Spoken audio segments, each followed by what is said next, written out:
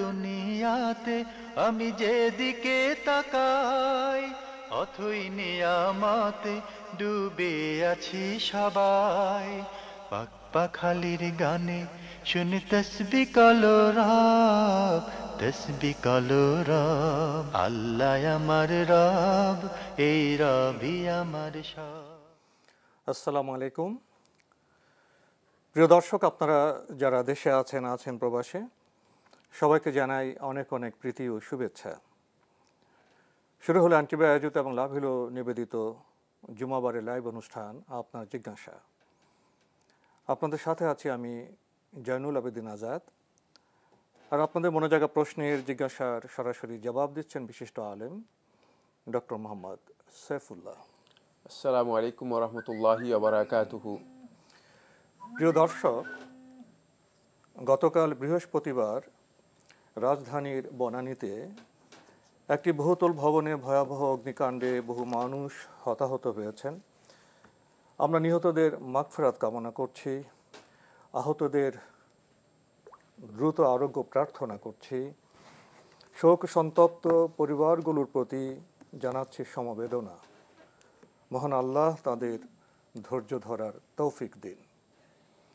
প্রিয় দর্শক, আমাদের আজকের প্রাসঙ্গিক আলোচনার বিষয় খেদমতে খালক। চলুন তাহলে জিজ্ঞাসার আলোকিত ভুবনে আমরা প্রশ্ন নিচ্ছি। আসসালামু আলাইকুম প্রিয় দর্শক, পরিচয় দিয়ে প্রশ্ন করুন।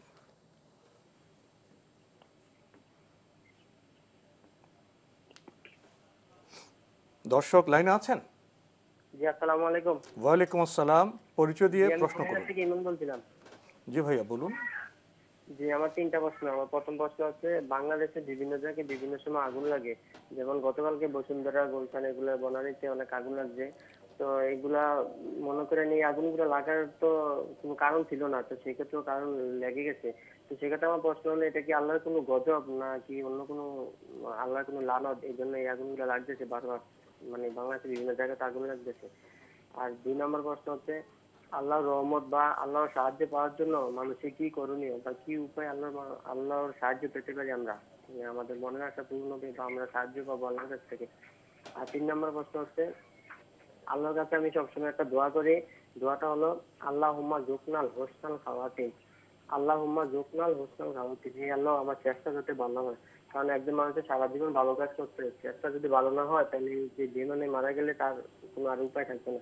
এই জন্য চেষ্টা ভালোর জন্য বারবার আল্লাহর কাছে দোয়া করি। এইভাবে আল্লাহর কাছে দোয়া করতে পারবো কিনা বা আমাদের কি করণীয় বা কিভাবে আল্লাহর কাছে আমরা দোয়া করবো চেষ্টা যাতে ভালো হয় আমাদের? ধন্যবাদ, আপনি বেশ প্রাসঙ্গিক এবং গুরুত্বপূর্ণ প্রশ্ন করেছেন। আপনি ঠিকই বলেছেন যে আমাদের দেশে বিভিন্ন সময় আগুন লাগে, দুর্যোগের সৃষ্টি হয়। তো বিশেষ করে গতকালের যে ভয়াবহ অগ্নিকাণ্ড, সেটা দেখে অনেকের মধ্যে আপনার মতো প্রশ্ন জেগেছে, এটা কি মানুষের গাফলতির ফলাফল? এটা কি আল্লাহর গজব, লানত? নানা ধরনের প্রশ্ন চলে এসছে। তো এই বিষয়গুলো সম্পর্কে ইসলামের সুস্পষ্ট বক্তব্য আছে। কোনো কিছুকে আল্লাহর গজব বা লানত আমরা ভাববো কি না সে ব্যাপারে মূলনীতি আছে। তো আমরা আসুন এই বিষয়ে ডক্টর মোহাম্মদ সাইফুল্লাহ সাহেবের কাছ থেকে আমরা জানি। ধন্যবাদ এই ভাইকে, তিনি প্রশ্ন করেছেন যে আগুনের বিষয়টি নিয়ে। কোনো সন্দেহ নেই, আগুন একটি অত্যন্ত ভয়ঙ্কর বিষয়। আগুনের ব্যাপারে রাসূলুল্লাহ সাল্লাল্লাহু আলাইহি ওয়াসাল্লামের নির্দেশনা রয়েছে। সেটা হচ্ছে মানে অসতর্কতার কোনো সুযোগ সেখানে নেই। এই জন্য রাসূলুল্লাহ সাল্লাল্লাহু আলাইহি ওয়াসাল্লাম হাদিসের মধ্যে বলেছেন, ইযা নিমতুম ফাআতফিউহা, যখন তোমরা ঘুমিয়ে পড়বে তখন তোমরা আগুন নিভিয়ে তারপরে ঘুমাবে। ঘরের লাইট যেগুলো আছে সেগুলো বন্ধ করে, মানে সতর্কতা আহ্বান জানানো হয়েছে। রাসূল সাল্লাল্লাহু আলাইহি ওয়াসাল্লাম এভাবে বলেছেন। কারণ হলো আগুন একটি ভয়ঙ্কর বিষয় এবং আগুনে বড় ধরনের ক্ষতি হয়ে থাকে এবং আগুনের শাস্তি জাহান্নামীদেরকে দেওয়া হবে, যেটি সর্বোচ্চ শাস্তি। তাই এটা রাসূল সাল্লাল্লাহু আলাইহি ওয়াসাল্লামের সতর্কতার নির্দেশনা রয়েছে। দুর্ভাগ্যের বিষয় হচ্ছে আমাদের নির্মাণ প্রক্রিয়াগুলোতে সেই সতর্কতার বিষয়ে কতটুকু বিল্ডিং আমরা কোড মানা, অনুসরণ, বিল্ডিং কোড না মানলে যদি সেখানে যেতে না পারে কতটুকু ফায়ার আমরা ব্রিগেডের অনুসরণ, গাড়ি, তাহলে তো আগুন লাইন দিতে পারবে না। কতটুকু আমরা অনুসরণ করছি সেটা একটা প্রশ্নবিদ্ধ রয়েছে। দ্বিতীয় যে বিষয়টি রয়েছে সেটা হচ্ছে মানে এই সমস্ত ক্ষেত্রেও দেখা যায় যে মানে নিয়ম নীতির মোটেও অনুসরণ করা হয় না, খামখেয়ালি করা হয়ে থাকে। ফলে মানে এই ধরনের বিষয়গুলো মানে আগুন লাগা এবং বড় ধরনের অগ্নিকাণ্ড ঘটা এগুলো হয়ে থাকে। আর সেখানে তো আপনার অগ্নি নির্বাপক ব্যবস্থা ছিল না, বিল্ডিং কোডে যেটা থাকা উচিত সেটা হচ্ছে। প্রথম কথা হচ্ছে এটি কোনো সন্দেহ নেই, এটা মিম্মা কাসাবাত আইদিন নাস, মানে মানুষ তাদের হাতের কামাইয়ের মাধ্যমে যেটি অর্জন করেছে এর মধ্যে অন্তর্ভুক্ত, এতে কোনো সন্দেহ নেই। মানে এ কথা বলা মানুষের এটা মানুষের অর্জনের ফল।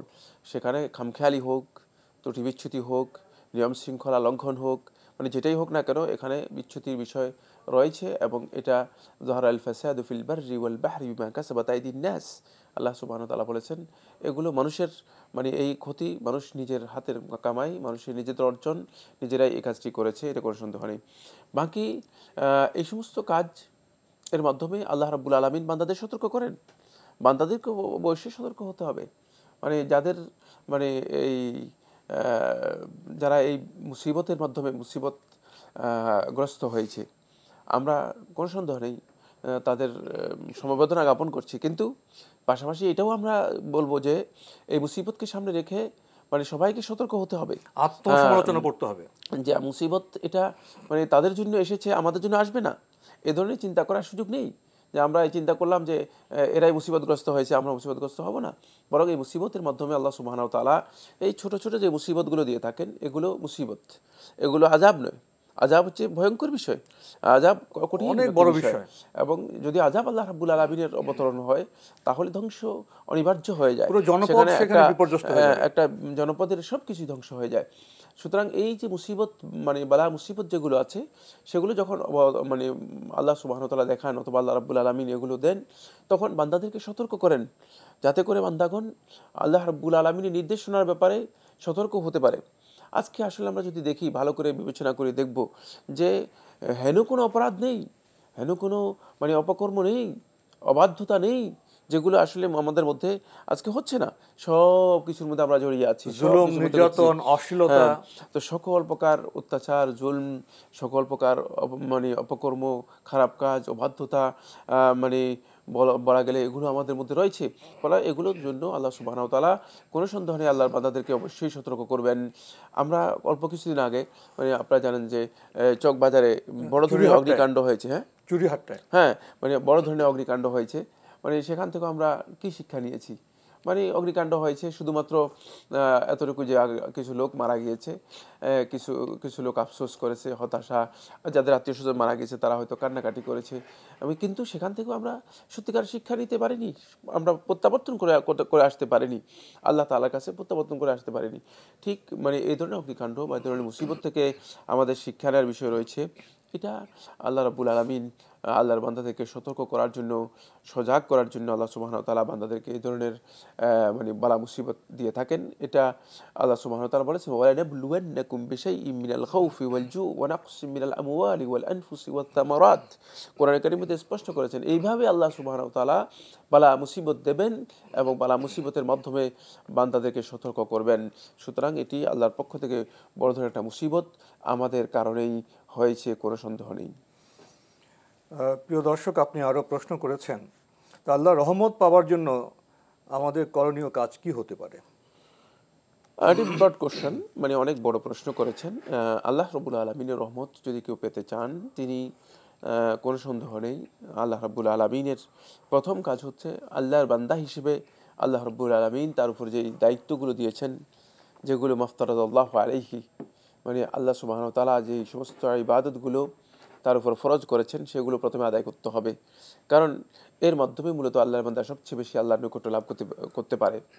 মা তাকাররাবা আবদি ইলাইয়া ইল্লা বিমা আফতারাতু আলাইহি, আল্লাহ রাব্বুল আলামিন হাদিসে কুদসির মধ্যে বলেন যে বান্দা আমার সবচেয়ে বেশি নৈকট্য লাভ করতে পারে ওই ইবাদতের মাধ্যমে, ওই কাজের মাধ্যমে যেগুলো আমি ফরজ করেছি সেগুলো। মানে আল্লাহ রাব্বুল আলামিনের ফরজ বিধান বাদ দিয়ে আল্লাহর রহমতের আশা করা, এটা হচ্ছে মানে এমন যে বিয়ে না করে সন্তান মানে কামনা করার মতো অবাস্তব বিষয়। সুতরাং আল্লাহ সুবহানাহু ওয়া তাআলার নির্দেশনাগুলো আমাদেরকে প্রথমে মেনে নিতে হবে, যেগুলো আল্লাহ সুবহানাহু ওয়া তাআলা ফরজ করেছেন সেগুলো প্রথমে পালন করতে হবে। তারপরে আল্লাহ সুবহানাহু ওয়া তাআলার রহমতের জন্য আল্লাহর বান্দা আল্লাহ রাব্বুল আলামিনের কাছে ধর্ণা দিবেন। আল্লাহ রাব্বুল আলামিনের কাছে ধর্ণা দিবেন কিভাবে? মানে যখন আল্লাহ রাব্বুল আলামিন রহমতের জন্য বান্দাদেরকে ডাকেন যে হাল মিন মুস্তাগফিরিন ফাগফির আলাহ, হাল মিন মুস্তারহামিন ফাআরহাম আলাহ, যে তোমাদের মধ্যে কি কেমন ব্যক্তি রয়েছে যে আমার কাছে ক্ষমা প্রার্থনা করবে, আমি তার ক্ষমা করে দেব? তোমাদের মধ্যে কেমন ব্যক্তি আছে যে আমার কাছে রহমত চাইবে, আমি তাকে রহমত করব? মানে আল্লাহ রাব্বুল আলামিন একটা সময় আল্লাহর বান্দাদের কাছে চান যে আল্লাহর বান্দাগণ আল্লাহ রাব্বুল আলামিনের কাছে রহমত তলব করুক, রহমত চাক। সুতরাং মানে এই সময়গুলোতে যে গুরুত্বপূর্ণ যে সময়গুলো, যখন আল্লাহ সুবহানাহু ওয়া তাআলা বান্দাদের প্রতি রহমত করে থাকেন, রহমতের সময়গুলোতে আল্লাহ রাব্বুল আলামিনের কাছে রহমত চাইতে হবে, সেগুলো তলব করতে হবে। জি, শেষের প্রশ্ন ছিল যদি এক বাক্যে বলতেন, উনি একটা দোয়ার কথা বলেছেন, এটা ঠিক আছে কিনা?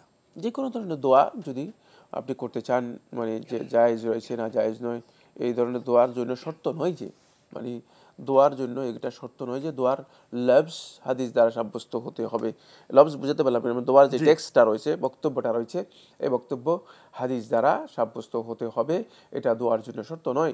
যেই কোনো ধরনের দোয়া আল্লাহর বান্দা করতে পারবে, করা জায়েজ হয়েছে, শুধুমাত্র দুটি মা লাম ইয়াকুন শিরকান, শিরকি কোনো শব্দ থাকতে পারবে না, শিরকি কোনো বক্তব্য থাকতে পারবে না, ওলা ইসম গুনার কাজ, মানে এটা অনেকটা শিরকের মধ্যে অন্তর্ভুক্ত, কিন্তু গুনাহ আর একটু ছোট জিনিস, গুনার বিষয় থাকতে পারে, ওলা কাতিয়াতা রাহিম, আত্মীয়তার সম্পর্ক ছিন্ন করার বিষয় এর মধ্যে দোয়ার মধ্যে থাকতে পারবে না। যদি থাকে তাহলে আল্লাহ তাআলা সেই দোয়া বান্দাদের গ্রহণ করেন না। প্রিয় দর্শক, আমরা খুবই গুরুত্বপূর্ণ বিষয়ে অবগত হলাম। প্রশ্ন নিচ্ছি। আসসালামু আলাইকুম, পরিচয় দিয়ে প্রশ্ন করুন। ওয়ালাইকুম আসসালাম, মিশু বলছি চিটগাং থেকে। জি বলুন।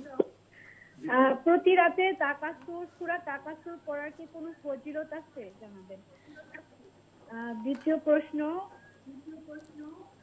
দরুদে ইব্রাহিম প্রতিদিন সকালে 100 বিকালে 100 বার পড়লে মৃত্যু যন্ত্রণা কম হবে, এটি কি সহিহ হাদিস? 3 নম্বর প্রশ্ন, নামাজের সিজদার মধ্যে পারিবারিক বিষয়ে দোয়া করা যাবে কি? যেমন তার সন্তানের জন্য বা বাবা মার জন্য বাংলা ভাষায়, মাতৃভাষায় দোয়া করা যাবে কিনা? আরেকটি প্রশ্ন আছে, নামাজের মধ্যে হাঁচি আসলে কি আলহামদুলিল্লাহ বলতে পারবো? নামাজে হাঁচি? হ্যাঁ, হাঁচি আসলে কি আলহামদুলিল্লাহ বলতে পারবো? জি জি জি, ধন্যবাদ আপনাকে। অনেকগুলো চমৎকার আপনি প্রশ্ন করেছেন। প্রথম আপনার প্রশ্ন হলো, রাতে সূরা তাকাসুর পড়লে এর ফজিলত কি? রাতে সূরা তাকাসুর পড়ার মানে সুনির্দিষ্ট কোনো ফজিলত হাদিস দ্বারা সাব্যস্ত হয়নি যে সূরা তাকাসুর পড়তে হবে অথবা পড়লে এর ফজিলত রয়েছে।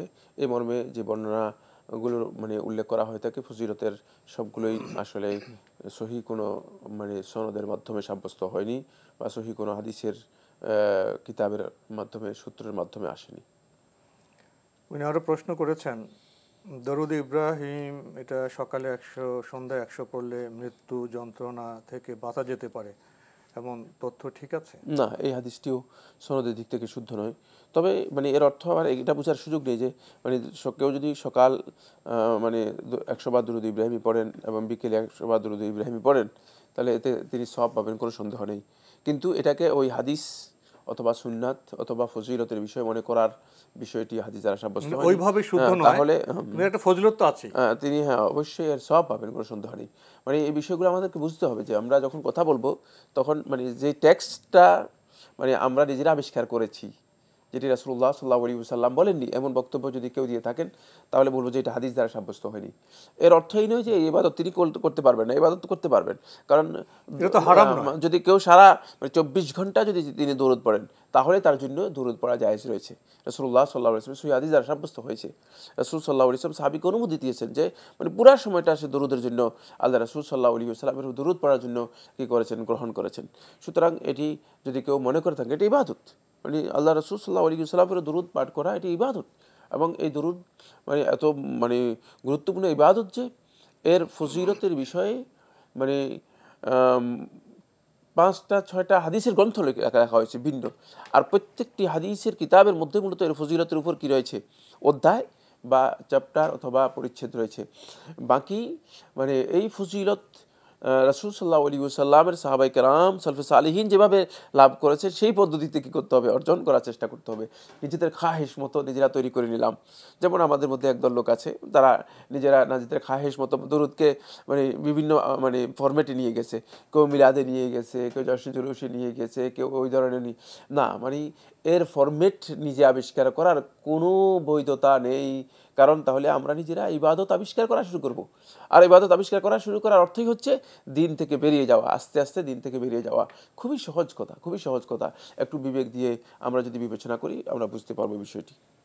আমরা জানলাম প্রিয় দর্শক আরও লিখেছেন নামাজের সেজদায় পারিবারিক বিষয়ে ব্যক্তিগত আকাঙ্ক্ষার বিষয়ে মাতৃভাষা বাংলায় দোয়া করা যাবে? নামাজের সিজদার মধ্যে যে কোনো ধরনের দোয়া করা জায়েজ রয়েছে।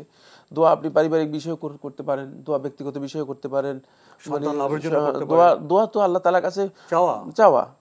তো আল্লাহ তাআলার কাছে চাওয়া মানে আপনি কি চাইবেন? আপনি যদি মনে করেন তো হবে তার কাছে, আল্লাহর কাছে, সুতরাং আল্লাহ রাব্বুল আলামিনকে চাওয়ার ব্যাপারে রাসূলুল্লাহ সাল্লাল্লাহু আলাইহি ওয়াসাল্লাম বলে দিয়েছেন ফাজতাহিদু ফিদ দুআ, সিজদার মধ্যে তোমরা অধিক পরিমাণে দোয়া করো। সহিহ হাদিস দ্বারা সাব্যস্ত হয়েছে। সুতরাং সিজদার মধ্যে দোয়া করতে কোনো ধরনের নিষেধাজ্ঞা নেই, দোয়া করতে পারেন এবং এটি জায়েজ না জায়েজ। শেষে আপনি জানতে চেয়েছেন নামাজের মধ্যে যদি হাঁচি এসে যায় সেখানে কি আলহামদুলিল্লাহ বলা যাবে?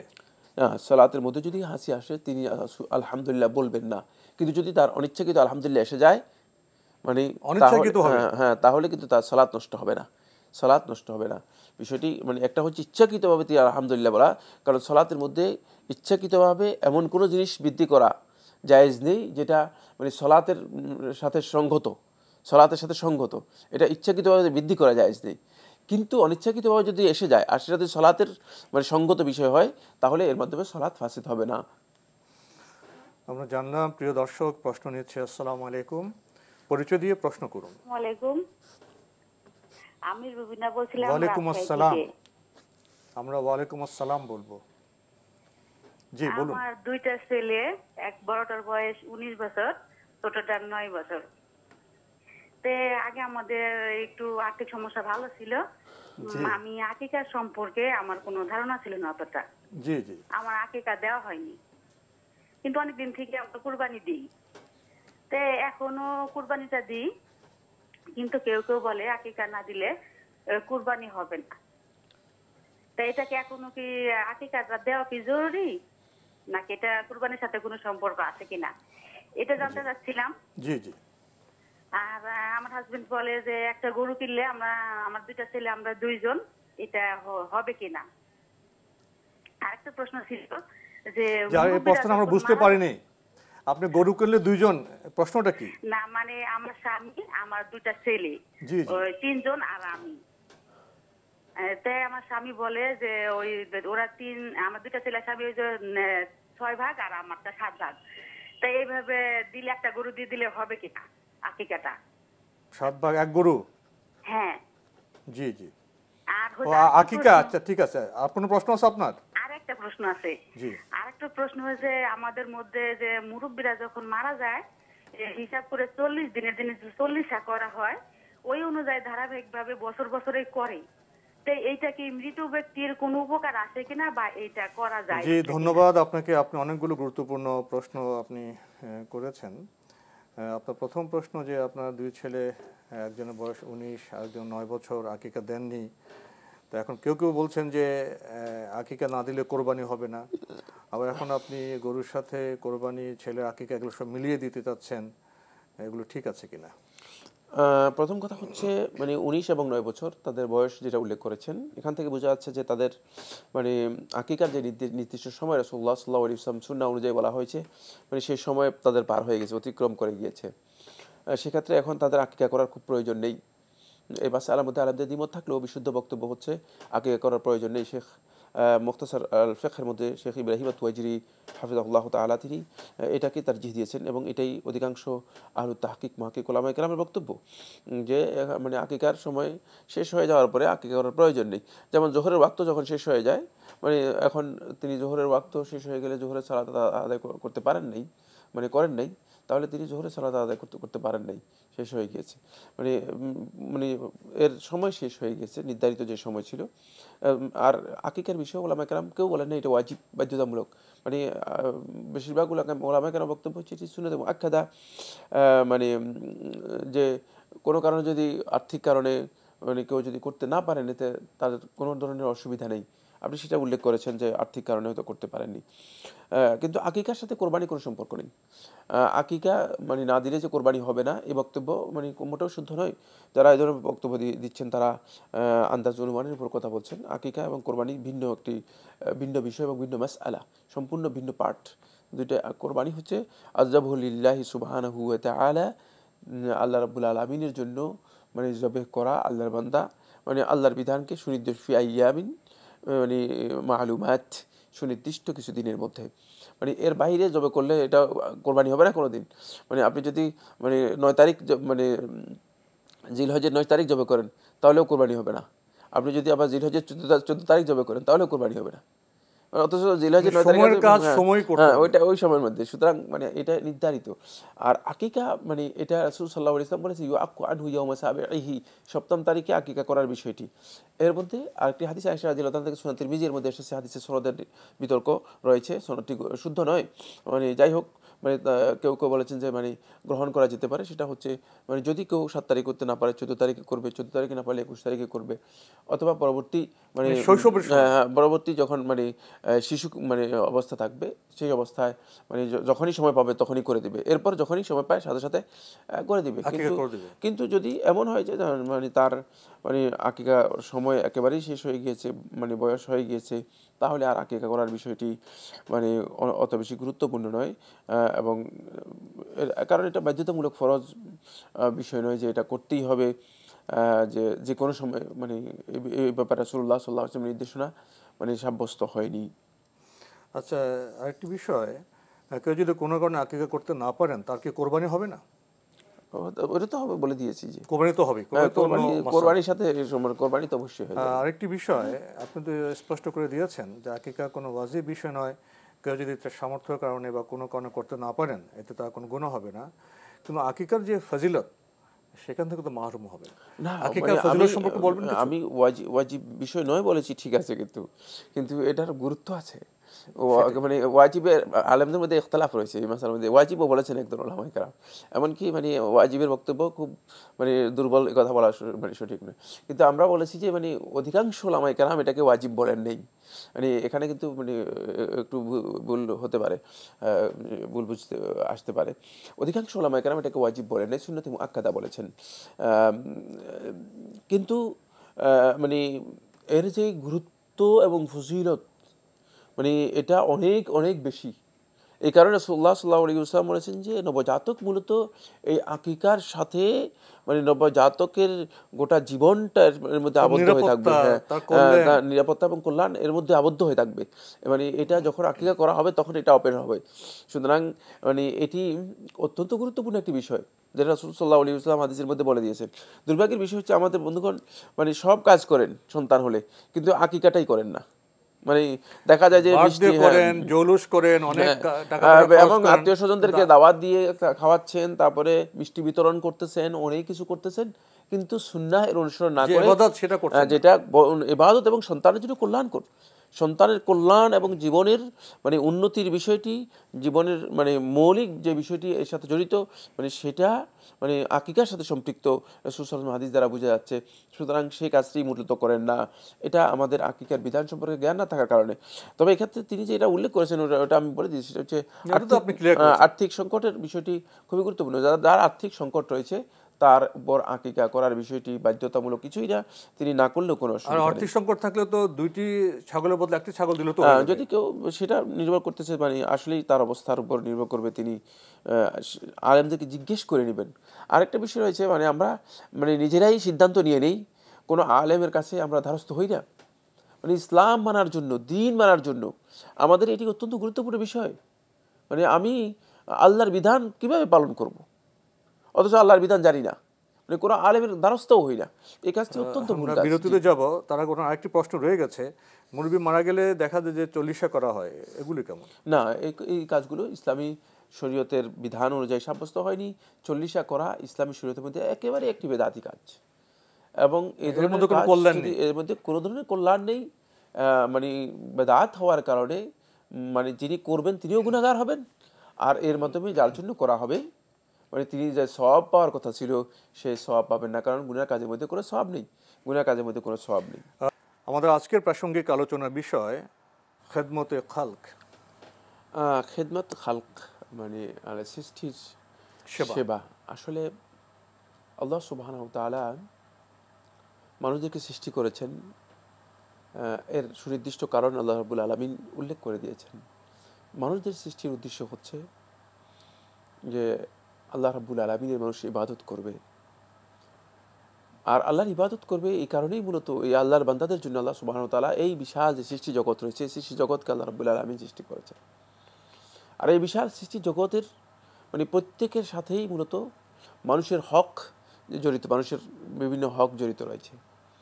মানুষ মানে এই সৃষ্টি জগতের প্রতি মানুষের আচরণ কি হবে, মানে মানুষ কিভাবে এগুলোর মানে দায়িত্ব পালন করবে, এগুলোর প্রতি তার কর্তব্য দায়িত্ব পালন করবে, হ্যাঁ সেবার বিপরীতে তাদের প্রতি আমাদের করণীয় কি আছে, সেই করণীয় কাজগুলো কিভাবে করবে, সেটি আল্লাহ রাসূল সাল্লাল্লাহু আলাইহি ওয়াসাল্লাম মানে প্রত্যেকটি পয়েন্টে রাসূলুল্লাহ সাল্লাল্লাহু আলাইহি ওয়াসাল্লাম মানে হকগুলো উল্লেখ করে দিয়ে গেছেন। মানে কোনটার হক কি, মানে সেই বিষয়গুলো রাসূল সাল্লাল্লাহু আলাইহি ওয়াসাল্লাম প্রত্যেকটি ক্ষেত্রে উল্লেখ করে দিয়ে গেছেন।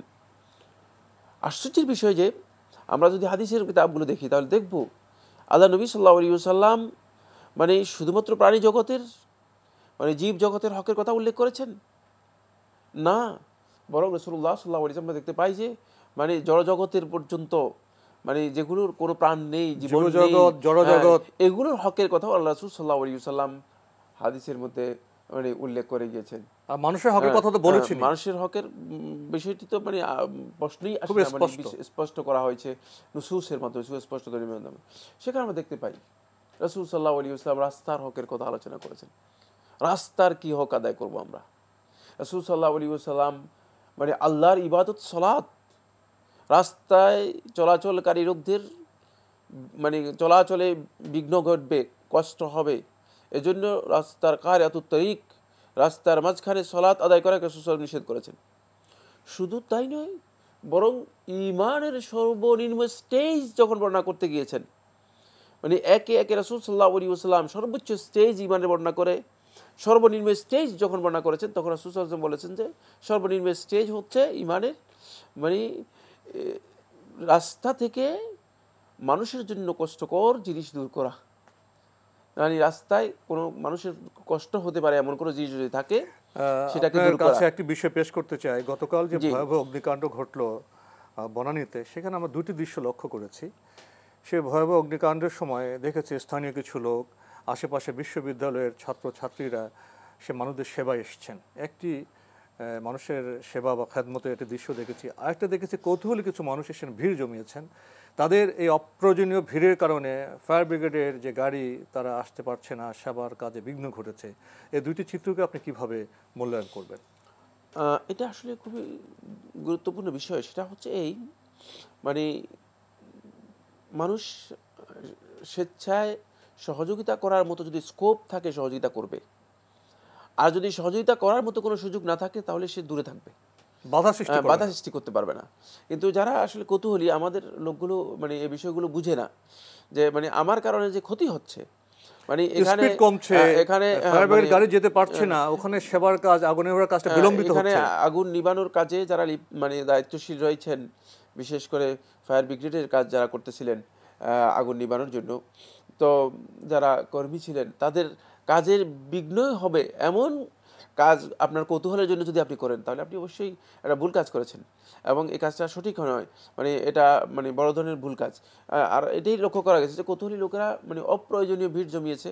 অবশ্য সেখানে আত্মীয় স্বজনরা অনেকেই যৌক্তিক বিষয় আছে যে আত্মীয় খোঁজখবর নিতে এসেছেন, শুধু কৌতূহলী একটা কি দৃশ্য অবলোকন করছেন। সেখানে আমরা আরো একটা বিষয় দেখেছি, সেটা হচ্ছে মানে লোকেরা মানে সেটাকে ভিডিও করা, এই করা, তারপরে যেহেতু সবার হাতে মোবাইল রয়েছে, মানে এই কাজগুলো আমার কাছে খুব বেশি পছন্দনীয় মনে হয়নি। মানে আমার সেখানে বিবেকের সাড়া দিতে হবে, প্রয়োজনীয় অপ্রয়োজনীয় এটা নির্ণয় করতে হবে। আরেকটি আমরা চমৎকার বিষয় লক্ষ্য করলাম, ভয়াবহ অগ্নিকাণ্ডের সময় যারা সেখানে দায়িত্ব পালন করার কথা, ফায়ার ব্রিগেড সেখানে এসছেন, সেখানে সেনাবাহিনী এসছেন, সেখানে পুলিশ এসছেন, সেখানে নৌবাহিনীর লোকজন, বিমান বাহিনীর লোকজন, হেলিকপ্টার এবং জনতা, মানে এই গুরুত্বপূর্ণ সময়ে, এই দুর্যোগের সময়ে জনতা এবং সেনাবাহিনীর সবার এবং ছাত্রদের, শিক্ষকদের যে একটি ঐকতান, একটি সংহতি, এই সংহতি বিষয়টাকে আপনি কিভাবে মূল্যায়ন না, করেন? এখানে যদি কোনো বালা মুসিবত যদি এমন ভয়াবহ হয় যে বালা মুসিবত থেকে মানে সামগ্রিক প্রচেষ্টা ছাড়া মানে কোনোভাবেই উদ্ধারের কোনো সুযোগ নেই, সেখানে মানুষ স্বেচ্ছায় মানে নিজেদের সামগ্রিক প্রচেষ্টা চালানো এটা ওয়াজিব কাজ। তখন এইসব ক্ষেত্রে জাতীয় ঐক্য এবং সংহতি খুব গুরুত্বপূর্ণ বিষয়, এবং সেখানে সংহতি এবং পরস্পরকে সহযোগিতা করা, এটা হচ্ছে ওয়া তাআওয়ানু আলাল বিররি ওয়াত তাকওয়া, পুণ্যের কাজে এবং তাকওয়ার কাজে পরস্পরকে সহযোগিতা করা, এটা ইসলামী শরীয়তের মধ্যে অত্যন্ত গুরুত্বপূর্ণ বিষয়। এভাবে সহযোগিতা যদি আমরা না করি তাহলে মুসলিম ভ্রাতৃত্ব বিনষ্ট হবে, মুসলিম ভ্রাতৃত্ব টিকবে না। এইভাবে এগিয়ে আসলে তো আল্লাহ এগিয়ে আসবেন আমাদের সহযোগিতায়। এটি অত্যন্ত গুরুত্বপূর্ণ কাজ, করে সন্দেহ নেই। প্রিয় দর্শক, আজকে আমরা খেদমতে খাল সম্পর্কে সামান্য কথা বলার চেষ্টা করেছি। খেদমতে খাল যে আমাদের ইবাদতের অংশ, এই বিষয়টি আমাদের উপলব্ধি করতে হবে। আমরা প্রশ্ন নিচ্ছি। আসসালামু আলাইকুম। প্রিয় দর্শক, পরিচয় দিয়ে প্রশ্ন করুন। আসসালামু আলাইকুম। ওয়ালাইকুম আসসালাম। আমি নারায়ণগঞ্জ থেকে বলছি, শিউলি। জি বলুন। আমার তিনটা প্রশ্ন হলো। প্রথম প্রশ্ন, নামাজ পড়তে গেলে যদি আলহামদু সূরা 2 বার হয়ে যায় তাহলে কি দুবার হয়ে যায়? গুনাহ হবে? আলহামদু সূরা যদি 2 বার হয়ে যায়, সূরা ফাতিহা। জি বুঝতে পেরেছি। আর দ্বিতীয় প্রশ্ন কি, কোরআন শরীফ পড়তে গেলে যে আয়াতের যায় শেষ হয় ওখানে কি আমি কোনো কাগজের টুকরা দিয়ে চিহ্ন দিতে পারবো? আর তৃতীয় প্রশ্ন, মেয়েরা মানে 10-12 বছরের মেয়েরা যদি ঘরেই থাকে, টাকনোর উপরে কাপড় উঠে যায়, তাহলে কি গুনার ভাগী হবে? ঘরে? জি, ধন্যবাদ আপনাকে। বেশ গুরুত্বপূর্ণ কয়েকটি কথা বলেছেন। নামাজে যদি সূরা ফাতিহা ভুলে 2 বার পড়া হয়, এতে কি গুনাহ হবে? না, সালাতের মধ্যে যদি ভুলে কারো 2 বার সূরা ফাতিহা পড়ে ফেলেন তাহলে তার গুনাহও হবে না, সালাতের মধ্যে সিজদায় সুহু দিতে হবে না। কিন্তু মানে ইচ্ছাকৃতভাবে কেউ 2 বার সূরা ফাতিহা তেলাওয়াত করবেন না। ইচ্ছাকৃতভাবে মানে ভুলে হয়ে গেলে গুনাহ হবে না, নামাজে ক্ষতি হবে না। নামাজে ক্ষতি হবে না, ইচ্ছাকৃতভাবে 2 বার তেলাওয়াত করবেন না।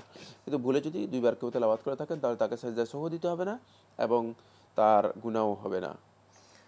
ওনার আরেকটি প্রশ্ন, উনি তো কোরআন পড়েন, কোরআন পড়ার শেষে যদি উনি কাগজের চিহ্ন দেন, এতে কোনো অসুবিধা আছে?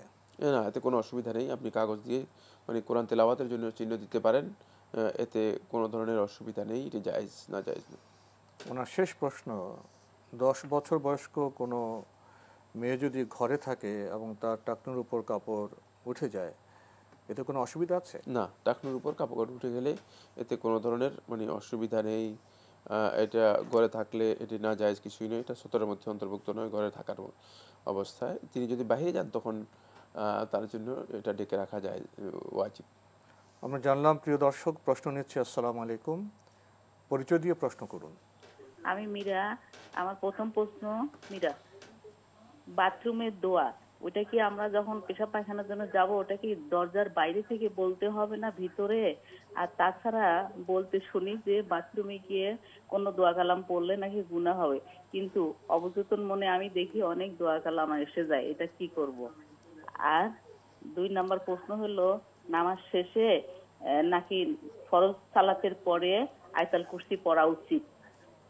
আর 3 নম্বর প্রশ্ন হলো, নামাজের শুরুতে বিসমিল্লাহ বলা আর প্রত্যেক দোয়া কালামের আগে কি বিসমিল্লাহ বলতে হবে না কিভাবে, আমি একটু জানতে চাচ্ছি। ধন্যবাদ আপনাকে। আপনি অনেকগুলো গুরুত্বপূর্ণ প্রশ্ন করেছেন। প্রথম প্রশ্ন, বাথরুমে যাওয়া যে দোয়াটি, এটা কি বাথরুমের বাইরে থেকে করে যেতে হবে না ভিতরে গিয়ে করতে হবে?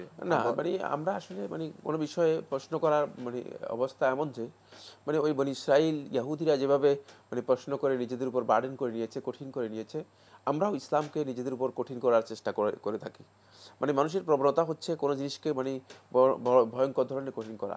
রাসূল সাল্লাল্লাহু আলাইহি ওয়াসাল্লাম হাদিস দ্বারা মানে সাব্যস্ত হয়েছে, রাসূল সাল্লাল্লাহু আলাইহি ওয়াসাল্লাম দোয়া পড়তে বলেছে ইনদাদ দুখুল, যখন মানে বাথরুম প্রবেশ করবে তখন আপনি বাথরুমে প্রবেশ করার মানে তখনই আপনি বাথরুমে প্রবেশ করার দোয়া পড়তে পারেন। আরেকটি কথা আপনি উল্লেখ করেছেন সেটা হলো যে বাথরুমের মধ্যে দোয়া কালাম পড়লে গুনাহ হবে, এ ধরনের বক্তব্য রাসূলুল্লাহ সাল্লাল্লাহু আলাইহি ওয়াসাল্লাম কোনো হাদিস দ্বারা সাব্যস্ত হয়নি। যদি কেউ বলে থাকেন তিনি ভুল বক্তব্য দিয়েছেন, মানে যদি কেউ এ ধরনের বক্তব্য দিয়ে থাকেন তিনি ভুল বক্তব্য দিয়েছেন।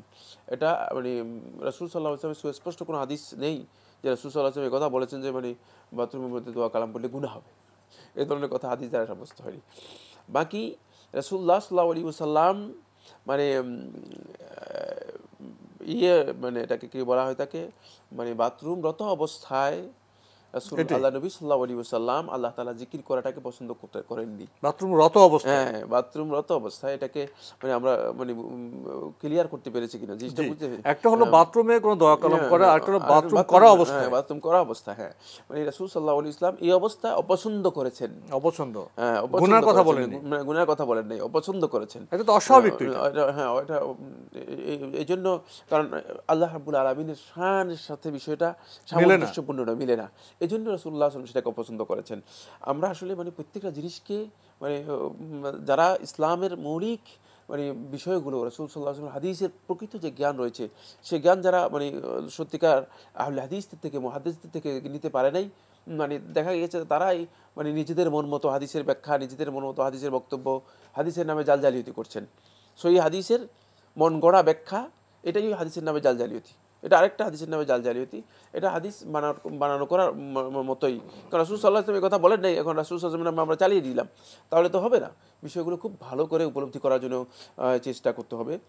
আবার এখানে 3 নম্বর যে পয়েন্টটি আমি দৃষ্টি আকর্ষণ করব সেটা হলো বাথরুম আর ওয়াশরুম অথবা ওয়াটার কোর্স অথবা যেটাকে দাওরাত মিয়া আরবিতে বলা হয় থাকে, অথবা যেটাকে টয়লেট বলা হয় থাকে ইংরেজিতে, মানে অথবা কোথাও কোথাও এটাকে বলা হয় থাকে এটা কি মানে অন্য বিভিন্ন ধরনের বিভিন্ন নাম, বিভিন্ন ভাষা পরিভাষা হয় থাকে।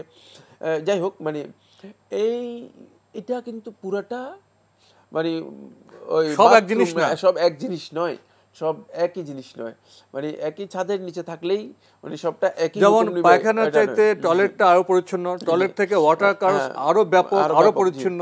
তো এই জন্য মানে এখানে খেয়াল রাখতে হবে যে, কারণ আমাদের লাইফস্টাইল এখন অনেক চেঞ্জ হয়ে গিয়েছে, বিশেষ করে শহুরে জীবনের মধ্যে যেটা নেমে এসেছে সেটা হচ্ছে লাইফস্টাইল হচ্ছে এখানে মানে ঘরের মধ্যেই মানে অ্যাটাচড বাথরুম, এটা বাথরুমও বলতে পারেন, এটা রুমও বলতে পারেন, খুব পরিষ্কার পরিচ্ছন্ন। যেহেতু এটা সম্পূর্ণ পরিষ্কার পরিচ্ছন্ন, আপনি বাথরুম কমপ্লিট করার পরে এর মধ্যে আর বাথরুমের কিছুই মানে নেই, অবশিষ্ট কিছুই থাকে না, মানে বাথরুম আপনার এখানে মানে এটাকে রুমও বলতে পারেন।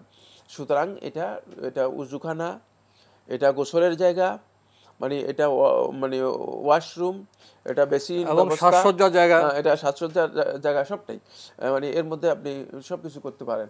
সুতরাং এই ওয়াটার কোর্স যেগুলো রয়েছে সেগুলোর হুকুম মূলত ইসলামী শরীয়তের মধ্যে বাথরুম বলতে যেটা বোঝায় এর হুকুম নয়, কারণ বাথরুমটা মানে মানে একসময় শুধু সুনির্দিষ্ট মানে মানে প্রাকৃতিক প্রয়োজনে যে কাজটা সারা হতো মানে সেটাকে বোঝানোর জন্য ব্যবহার করা হতো, এটা নির্দিষ্ট বিষয় ছিল। এই বিষয়ে অনেক কথা বলতে গিয়ে আবার শুরুতে একটু যেতে হয়, যে শুরুর প্রশ্নটি বাথরুমে যাওয়া যে দোয়াটা সেটা আমরা বাথরুমে প্রবেশ করার সময় করতে পারবো, আর শেষ তখন যদি আমরা না করে বাথরুমে ঢুকেও তো করতে পারবো, কোনো অসুবিধা হওয়ার তো কথা না।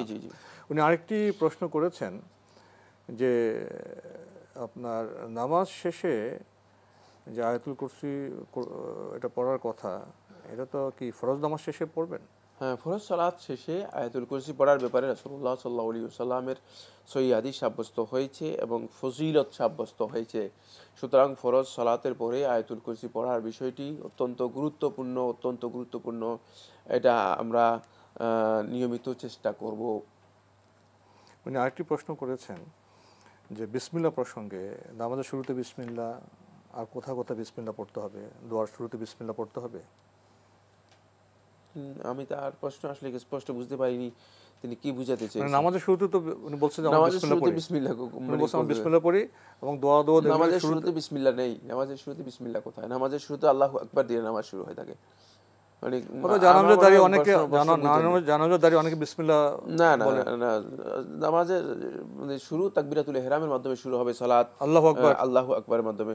এই প্রশ্নটা আসলে শুদ্ধ হয়নি, স্পষ্ট হয়নি, আমি বুঝতে পারিনি কি বলতে চাইছেন। আমরা প্রশ্ন নিচ্ছি। আসসালামু আলাইকুম, পরিচয় দিয়ে প্রশ্ন করুন।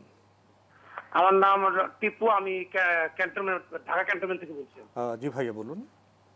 আমার এক আত্মীয়, উনি হাজবেন্ড তালাক হয়ে গেছে আর কি, তো কিছু টাকা পায় ওখান থেকে, আর কিছু মেয়ে নিয়ে চলে। তো সে এখন ওই যেই টাকাটা পায় সেই টাকা দিয়ে কোনো মতো সংসারটা চলে, কিন্তু তার মা মারা যাওয়ার সময় 3.5 লাখ টাকা ব্যাংকে রেখে গেছে। হ্যাঁ, এখন এই সে তো ওই টাকা দিয়ে তার সংসার চলে না, ওখান থেকে কিছু ইন্টারেস্ট নিয়ে এটার সাথে জোড়াতালি দিয়ে সংসারটা চালায়। এখন কি সেক্ষেত্রে তাকে কি জাকাত দিতে হবে? আমার এটা 1 নম্বর প্রশ্ন। জি। 2 নম্বর হলো যে আমরা যে ফজরের নামাজ কাজা করি, এই ফজরের নামাজ কাজা করার পরে আমরা সাথে সাথে যদি উঠে পড়ি, সেক্ষেত্রে কি আমাকে কি কাজা নিয়ত করতে হবে এবং সুন্নত সহ করতে হবে না শুধু ফরজ করতে হবে? হ্যাঁ। জি। 3 নম্বর হলো যে বৈশাখী যে অনুষ্ঠান, বৈশাখী যে আমরা পালন করি, তা আমরা যদি পর্দা মর্দা না করে যাই সেটা তো অসুবিধা, কিন্তু বাইরে গেলাম না, কিন্তু ঘরের ভিতরে আমরা যদি বৈশাখী উপলক্ষে কিছু বাচ্চাদের বা ওয়াইফদের সবাইকে খাওয়াইলাম, ভালো মন্দ খাওয়াইলাম, সেক্ষেত্রে এটা কি কোনো না যায় যে ব্যাপার স্যাপার আছে কিনা? আমার এই 3টা প্রশ্ন। ধন্যবাদ আপনাকে, আপনি খুবই সুন্দর কিছু প্রশ্ন আপনি করেছেন। প্রথম প্রশ্ন, ওনার এক আত্মীয়া তালাক প্রাপ্তা, অর্থনৈতিক সংকটে আছেন, কোনো রকম সংসার চালান, ওনার মার যাওয়ানো টাকা 3.5 লাখ টাকা ওনার কাছে আছে বোধহয়, সেটা দিয়ে কোনো রকম সংসার চলে ওনার, তো সে টাকার উপর জাকাত হবে কিনা? মানে এই টাকার মালিক কে? যার উপর জাকাত দেওয়ার প্রশ্নটি এসছে। মানে অবশ্যই এই টাকার উপর জাকাত আসবে, কিন্তু মানে মালিক যিনি তার উপর জাকাত আসবে। সেটা তার যেহেতু টাকা তার ব্যাংকে জমা আছে, 1 বছর যদি তার কাছে এই টাকা অতিক্রম করে, অবশ্যই তাকে এই টাকার জাকাত দিতে হবে। আরেকটি প্রশ্ন করেছেন যে ফজর নামাজ যদি কাজা হয়ে যায় তাহলে এটা নিয়ত কি হবে, আর এটাকে কাজা নিয়ত হবে কিনা, আর সেক্ষেত্রে কি সুন্নতও পড়তে হবে? সালাত কাজা হয় না, ইচ্ছাকৃতভাবে সালাত ত্যাগকারী কাফির, এটা হাদিস দ্বারা সাব্যস্ত হয়েছে। ইচ্ছাকৃতভাবে সালাত কাজা করার কোনো বিধান ইসলামের মধ্যে নেই। কোনো কারণে যদি তিনি ঘুমের কারণে সালাত আদায় করতে না পারেন, যখনই উঠবেন তখন তিনি সালাত আদায় করে নেবেন। মানে ফজরের সালাত ঘুমের জন্য উঠতে পারেননি, তাহলে তিনি যখন ঘুম থেকে উঠবেন তখন সালাত আদায় করে নেবেন, এবং সেক্ষেত্রে তিনি সুন্নাত সহ আদায় করতে পারেন, কোনো অসুবিধা নেই। রাসূলুল্লাহ সাল্লাল্লাহু আলাইহি ওয়াসাল্লাম সুন্নাহ দ্বারা সাব্যস্ত হয়েছে, সুন্নাত এবং ফরজ দুইটাই আদায় করতে পারবেন, মানে তার জন্য জায়েজ রয়েছে। ওনার শেষ প্রশ্ন, আমাদের দেশে যে পহেলা বৈশাখ পালন করা হয়, উনি একটি প্রশ্ন এখানে করেছেন যে বাইরে যে বিভিন্ন অনুষ্ঠান হয় সেখানে পর্দার প্রসঙ্গটা আছে। ওনার প্রশ্ন হলো, উনি যদি সেখানে না যান, ঘরে যদি বছরের প্রথম দিন কিছু ভালো মন্দ খাওয়ার আয়োজন করেন, সেখানে কোনো সমস্যা আছে কিনা? না, মুসলিমগণ এই আয়োজনের সাথে কোনো সম্পর্ক রাখবে না, মুসলিমদের কাজ এটা নয়। আমরা ইসলামিক কালচারে মূলত যে বিষয়গুলো এলাউ করে না, তোর মধ্যে এটি একটি। সুতরাং এখান থেকে যত দূরে থাকা যায় ততই ভালো। প্রিয় দর্শক, এর আগে আমাদের দর্শক যে প্রশ্নটি করেছিলেন সেখানেও আমরা যতদূর বুঝতে পেরেছি কিছু বিষয় এরকম ছিল। সালাতে নামাজে যেমন সূরা ফাতিহার সময় আপনার বিসমিল্লাহ দিয়ে শুরু করা হয়, ঠিক তেমনি দোয়ার দরুদের সময় বিসমিল্লাহ বলতে হবে কিনা, এবং নামাজে অন্য আয়াতের যখন কেরাত পড়েন সেখানেও বিসমিল্লাহ পড়তে হবে কিনা? দোয়া দরুদ ইত্যাদির সময় বিসমিল্লাহ পড়ার কোনো প্রয়োজন নেই। সূরা ফাতিহা অথবা সূরা শুরুতে আপনি যদি মানে তেলাওয়াত করেন, শুরু থেকে তেলাওয়াত করেন, তখন আপনি বিসমিল্লাহ পড়ে তেলাওয়াত করবেন। কিন্তু মানে সূরার মাঝখান থেকে অথবা কোরআনে কারীমের আয়াতের মাঝখান থেকে যদি তেলাওয়াত করেন, তাহলে বিসমিল্লাহ পড়তে হবে না। যেমনিভাবে দোয়া দরুদ ইত্যাদির জন্য বিসমিল্লাহ পড়ার প্রয়োজন নেই। মাঝখানে যদি শুরু করে কোনো আপনার সূরা, সেখানে শুধু আউযুবিল্লাহ পড়লে হয়ে যাবে? হ্যাঁ, যদি তেলাওয়াত শুরু করেন তাহলে তিনি আউযুবিল্লাহ পড়বেন। আর যদি কোনো সূরা শুরু করেন, শুরু থেকে শুরু করেন, তাহলে সেখানে আউযুবিল্লাহ বিসমিল্লাহ দুইটা পড়বেন নাকি? হ্যাঁ, শুরু যখন মানে সূরার মানে যে কোনো সূরার শুরুতে যখন তেলাওয়াত শুরু করবেন, তেলাওয়াত শুরুতেই তেলাওয়াতের শুরুতে আউযুবিল্লাহ এবং বিসমিল্লাহ দুইটা পড়বেন। জি, আমরা জানলাম। প্রিয় দর্শক, প্রশ্ন নিচ্ছি। আসসালামু আলাইকুম, পরিচয় দিয়ে প্রশ্ন করুন। হ্যালো। জি, হ্যালো, আমরা আপনাকে শুনতে পাচ্ছি, পরিচয় দিয়ে প্রশ্ন করুন। জি, আমাদের এক প্রশ্ন ছিল হুজুর। জি বলুন। আমি একটা ফ্যামিলি চাকরি করি, হ্যাঁ। তো আমার যে কলিগ আছে ওনারা 8 জন আছি। 8 জনের মধ্যে 7 জনে মহিলা, তার মধ্যে একজন হলো হিন্দু। জি, আমার যারা কলিগ আছেন আর কি মুসলমান, ওনারা বোরকা সবাই পরেন, তবে ওনাদের নিজস্ব ডিজাইন। আর আমার যে অফিস রুমটা এটা হলো এক কক্ষ বিশিষ্ট আর কি। তো সকাল 9টা থেকে 7:30 পর্যন্ত অফিসে থাকাই লাগে আমাদের। হ্যালো। জি জি, শুনছি আপনাকে। এখন যেহেতু ওনারা সবাই মহিলা, এখানে প্রাসঙ্গিক অপ্রাসঙ্গিক প্রয়োজনীয় অপ্রয়োজনীয় অনেক কথা বলা লাগে, তাদের চোখের দিকে তাকে কথা বলা লাগে, হাসি ঠাট্টা হয়। এক্ষেত্রে যেহেতু ওনারা মহিলা, আমি একজন পুরুষ, শুধু একজনই, এখন আমি তাদের সাথে কিভাবে চলাফেরা করতে পারি, অথবা আমার এখানে পর্দাটা কি হবে, আমার করণীয়টা কি হবে, এটাই বুঝে। মানে আপনার অফিসে এক কক্ষে আপনারা 8 জন, আপনার সাথে কথা বলছি, আপনাদের অফিস কক্ষে আপনারা 8 জন বসেন, তাই না? আমরা 8 জন বসি। তো সেখানে একজন পুরুষ? আমি শুধু পুরুষ, আর সবাই মহিলা। তার মধ্যে আবার একজন হিন্দু আছে, এর বিয়ে হয়নি।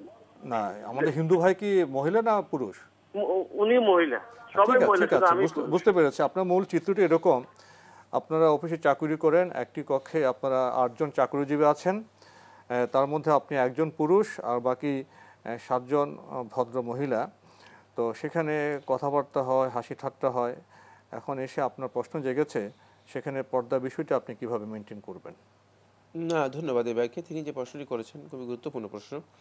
মানে এই ধরনের কাজ যেটা মানে আপনি যেই কন্ডিশন উল্লেখ করেছেন, এই কন্ডিশনে মূলত মানে আপনার চাকরি করা, মানে সেখানে ইখতিলাত, মানে অবাধ মানে মেলামেশা, অবাধ কথাবার্তা, তারপরে মানে হাসি ঠাট্টা এবং খালোয়া মানে ইত্যাদি সমস্ত হারাম কাজের সাথে মানে সম্পৃক্ততা, মানে এটি চাকরির জন্য আপনার করা জায়েজ নেই, আপনার জন্য এটি জায়েজ নেই।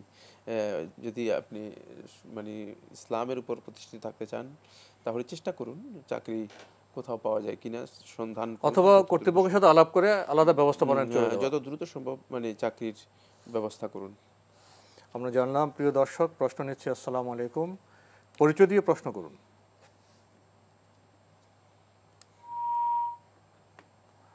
লাইনে কেউ আছেন?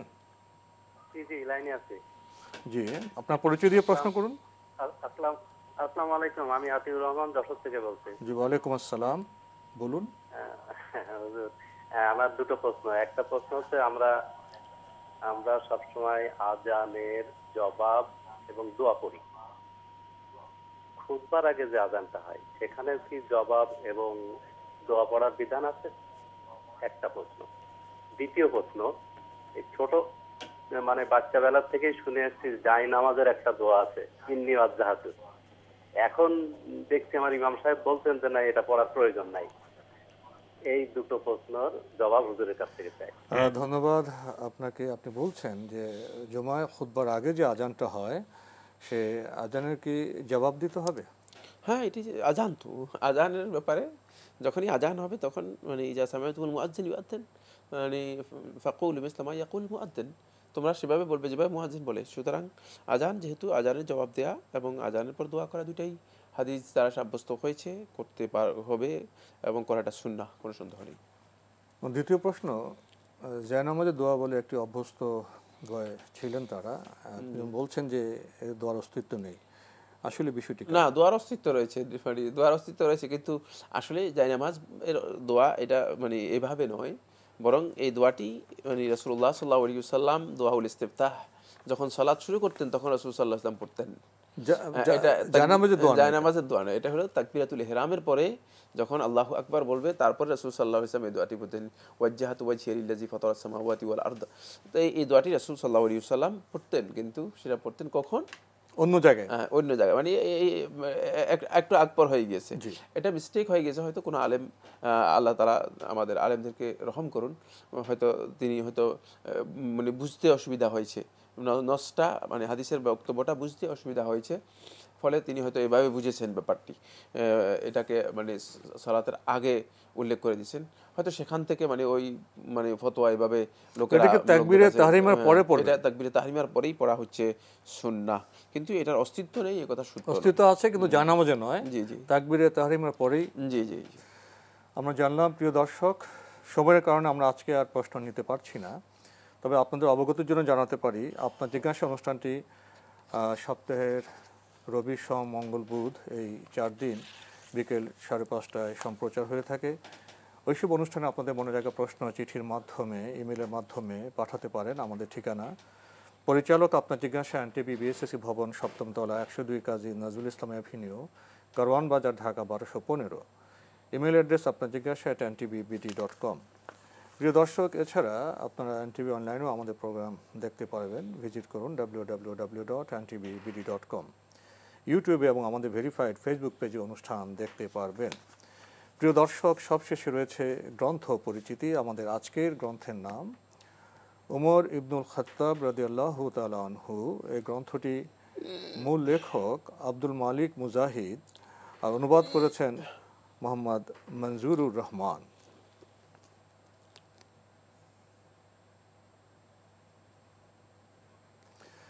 দীর্ঘ সূচি রয়েছে এই গ্রন্থের। উমর রাদিয়াল্লাহু আনহুর দাদার সামাজিক মর্যাদা, দৈহিক বর্ণনা, উমর রাদিয়াল্লাহু তাআলা আনহুর কিশোর বেলা, উমর রাদিয়াল্লাহু তাআলা আনহুর ইসলাম গ্রহণের তারিখ, পারিবারিক জীবন, উমর রাদিয়াল্লাহু তাআলা আনহুর বলিষ্ঠ ব্যক্তিত্ব, ইসলামের নিকট প্রথম নথি স্বীকার, কুরাইশদের সাথে উমর রাদিয়াল্লাহু তাআলা আনহুর অবিশ্রান্ত যুদ্ধ, আরও চমৎকার সব বিষয় রয়েছে এই গ্রন্থে। এই গ্রন্থটি প্রকাশ করেছে দারুস সালাম বাংলাদেশ। গ্রন্থটির মূল্য 350 টাকা মাত্র। গ্রন্থটিকে পেতে চাইলে মোবাইলে যোগাযোগ করতে পারেন। মোবাইল নাম্বার 01715819 আবার বলছি 01715819 উমর রাদিয়াল্লাহু তাআলা আনহু।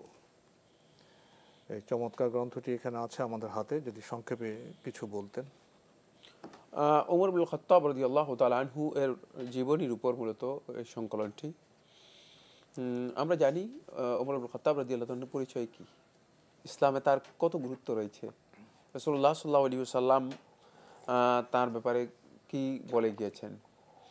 তার জীবন অত্যন্ত গুরুত্বপূর্ণ এই জন্য মুসলিম উম্মার, কারণ তিনি যেই খেলাফতের সময়টুকু কাটিয়েছেন, এটা ইসলামের বলা যেতে পারে একটা যৌবন কাল ছিল, ইসলামের সবচেয়ে সোনালী যুগ যেটি, মধ্য গগনে যেমন সূর্য।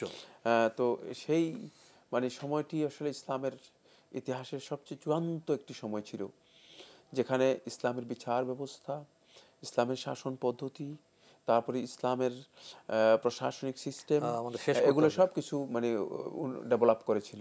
তো এজন্য মানে তার জীবনী আমাদের মুসলিমদেরকে অবশ্যই জানা দরকার, এবং তার জীবনের অনেক দিক আছে, বিশেষ করে তার প্রশাসনিক যে ব্যবস্থা, যেগুলো মানুষ নিজের জীবনকে পরিবর্তন করার জন্য, নিজের সামাজিক অবস্থা, পারিবারিক অবস্থা এবং রাষ্ট্রীয় অবস্থাকে পরিবর্তন করার জন্য খুবই গুরুত্বপূর্ণ। এবং এই কারণেই তার জীবনের অনেকগুলো দিক নিয়ে ভিন্ন ভিন্ন বই রচিত হয়েছে। এটা এই ধরনের একটি গুরুত্বপূর্ণ বই। তো আপনাকে অনেক ধন্যবাদ। আপনাকে অসংখ্য ধন্যবাদ। প্রিয় দর্শক, আমরা এতক্ষণ দেখছিলাম এনটিভি আয়োজিত এবং লাভলীয় নিবেদিত অনুষ্ঠান আপনার জিজ্ঞাসা। শেষে আমরা গ্রন্থ পাঠের আহ্বান জানিয়েছি। আসুন আমরা গ্রন্থ পাঠ করি, সমৃদ্ধ হই, জীবনে এবং পরকালে সফল হই। দেখা হবে ইনশাআল্লাহ আগামী জুমাবার একই সময়ে। প্রিয় দর্শক, মহান আল্লাহ আমাদের সবাইকে নিরাপদে রাখুন, রাখুন শান্তিতে। আসসালামু আলাইকুম। আল্লাহ আমার রব, এই রবি আমার সব, দামে দামে তুন মনে তারি অনুভব। আল্লাহ আমার রব, এই রবি আমার সব।